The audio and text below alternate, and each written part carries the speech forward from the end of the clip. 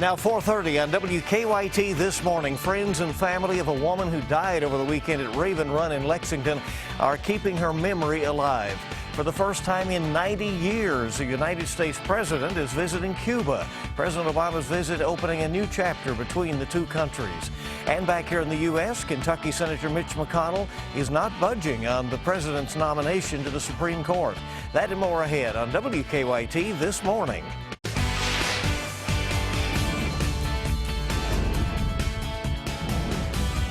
This is WKYT This Morning. Good morning, and it's so good to have you on WKYT as we get this Monday off and rolling, the first Monday of spring. It got here yesterday, but it's felt a little bit on the chilly side ever since. Let's check in. Meteorologist Micah Harris tells us we do have a warming trend on the way. Yeah, absolutely, and that's what we're going to be focusing in on the next several days. So we will get out of this pattern. Just got to give it another day or so. Live sky camera, there is your shot outside. Things look pretty good. They don't feel great. We're at 28 now in Pulaski County. 30 degrees in the London-Corbin area and comes out just above freezing here in Lexington. Once we hit the afternoon, still on the cool side, but it is getting warmer, right around 50 degrees later on today. Now we get in the 60s very quickly, but do we see 70s in the forecast, and when is our next system that we're going to be watching? I'll have that with rain in the forecast coming up. Okay, we'll see in a bit. Mike, in the news this morning, her co-workers say her smile made their day better. Friends and family of a woman who died Saturday at Raven Run in Lexington are trying now to keep her memory alive. 22-year-old Mary Catherine Stewart, known as Katie, worked at a local ice cream shop. The shop raised money to donate to Stewart's family. WKYT's Miranda Combs talked with her co-workers. Sometimes there are no words when tragedy takes a life in seconds. It was an incredible shock for everybody. These people have a common bond, little to do with the ice cream in their hands and more to do with the friend they lost. If we can come together in a more informal way to celebrate her and to do a big group hug, cry together, and to mourn together, then I think that's a great thing to do for everybody. Tal Green hired 22-year-old Katie Stewart last summer, right after she opened Crank and Boom in Lexington. Green says Stewart was full of ideas and potential. It makes it sting a little harder to know that we won't be able to live out those dreams together. Because Saturday afternoon, officials say Stewart fell off a cliff to her death at Raven Run Nature Sanctuary. Rescuers pulled her body from the water below hours after she slipped off the cliff. The emotions are all very raw. Green held this fundraiser tonight where donations were welcome in exchange for Stewart's favorite flavors to help the young woman's family while this family tries to cope. I know we can't bring her back, but if we can honor her and celebrate her and help her family out, I think that's the best we can do. We're told as soon as she graduated, she was going to become a full-time employee here. She was important to this business and a big part of their future. In Lexington, Miranda Combs, WKYT. And Crank and Boom partnered with Cup of Commonwealth in Lexington. All the proceeds went to a GoFundMe account to help support the family. The nature sanctuary where Stewart fell, Raven Run, reopened yesterday morning. They returned to their normal hours. Lexington firefighters were back out on the Kentucky River near the park searching for equipment they lost while they were recovering Stewart's body. Firefighters say the boat they were transporting her body in capsized. The equipment that was in the boat is still missing. The equipment that we're searching for is just regular fire department equipment. It's rope bags for rappelling and some medical equipment. Firefighters are having trouble narrowing down the search area. The department is still trying to figure out why the boat capsized. President Obama's historic three-day visit to Cuba is now underway. The president received a warm welcome in the country, officially opening a new chapter in U.S. and Cuban relations. Chris Martinez is in Cuba with the latest. President Obama brought his family to Cuba, a big step towards normalizing relations with a Cold War adversary. He's the first sitting U.S. president to visit Cuba in nearly 90 years. This is a historic visit, and it's a historic opportunity to engage directly with the Cuban people. The president greeted U.S. Embassy staff and then toured Old Havana. For weeks, work crews have been preparing for his arrival. restoring some roads and repaving others. Fresh coats of paint have also been applied to homes and businesses in areas the president will tour, and this welcome sign was put up outside a restaurant in Old Havana. Many Cubans are hopeful the visit will pave the way for more openness between the island nation and the U.S. I think that we are going to have some changes, but it's going to be slowly. During his stay, the president will meet with a number of prominent Cuban dissidents here at the U.S. Embassy, but the White House won't say exactly who is on that guest list. President Obama will also meet with U.S. and Cuban business leaders. Many Cubans are hopeful his visit will make life here better. I think that people want to hear from Obama honesty. They want to see what he actually believes and respect for the Cuban sovereignty and what we believe in. The president will also enjoy the great American pastime on Cuban soil. He'll have prime seats for an exhibition baseball game between the Tampa Bay Rays and the Cuban national team. Chris Martinez, CBS News, Havana, Cuba. And there will be a welcome ceremony this morning with President Obama and Cuban President Raul Castro.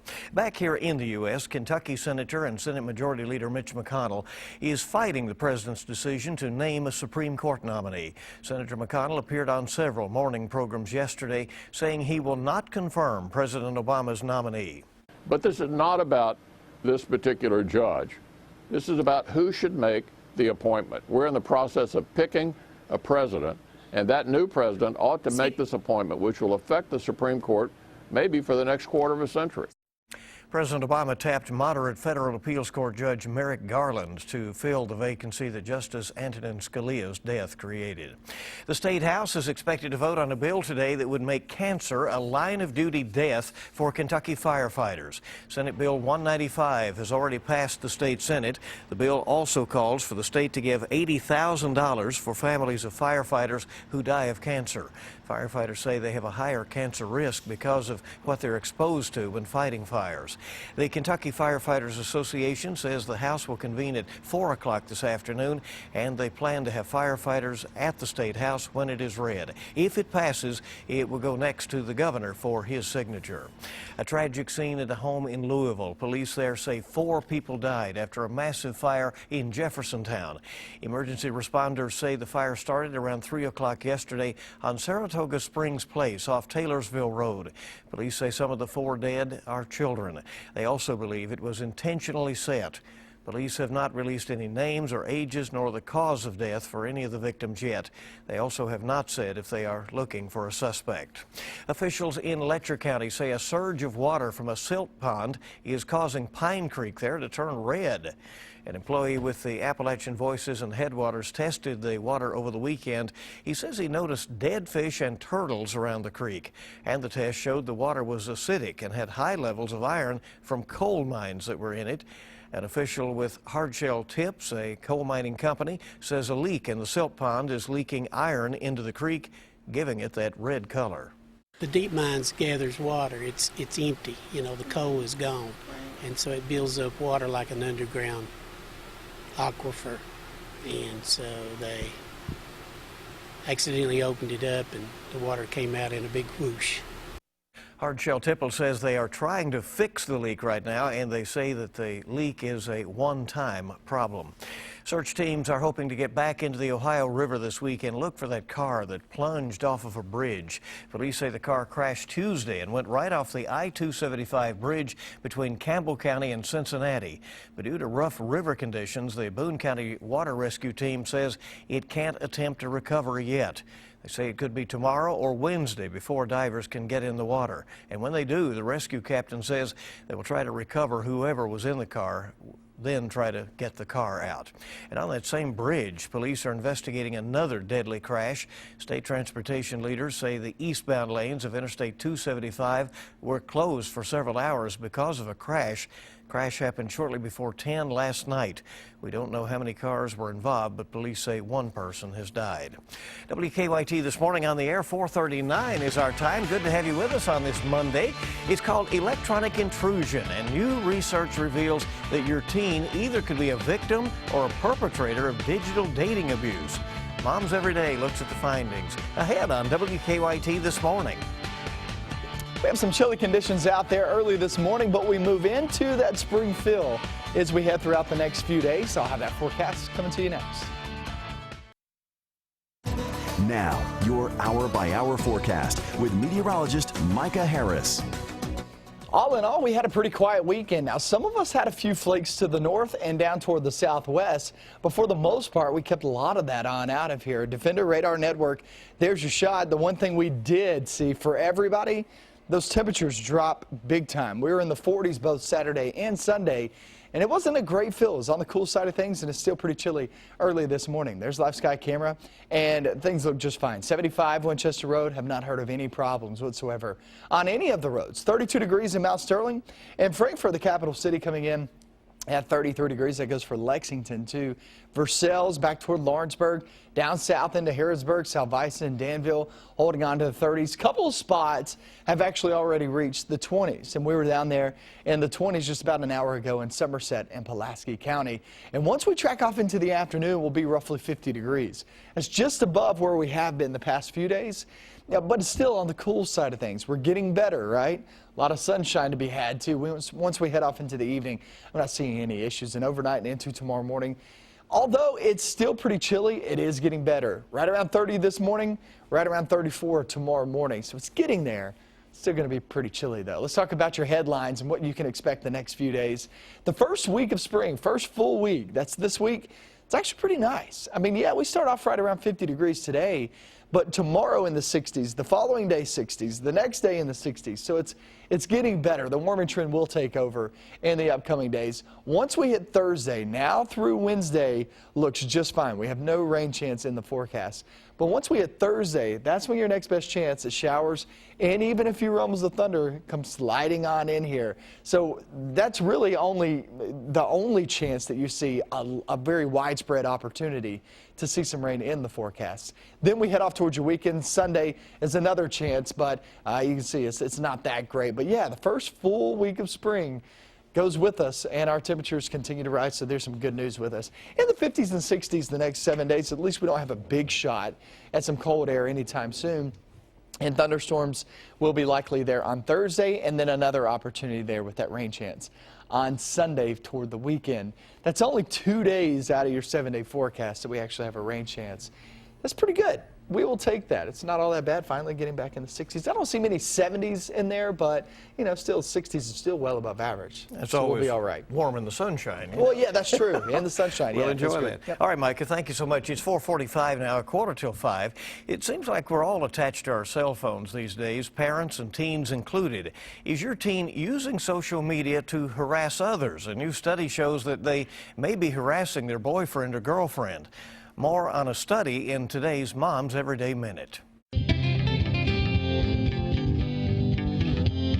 New research into teen behavior has revealed that digital dating abuse is more common than you'd think. This online stalking behavior is described as electronic intrusion, and it's common in high school dating relationships. How common? University of Michigan surveyed 700 high school students. The girls surveyed said they considered electronic intrusion and using texts and social media necessary to maintaining a relationship. Meanwhile, boys admitted to using electronic intrusion to keep control in a relationship. Take a look here. Yellow is girls, blue is boys. 33% of those surveyed admitted to monitoring their partner's whereabouts. 33% admitted to monitoring their partner and who they talked to.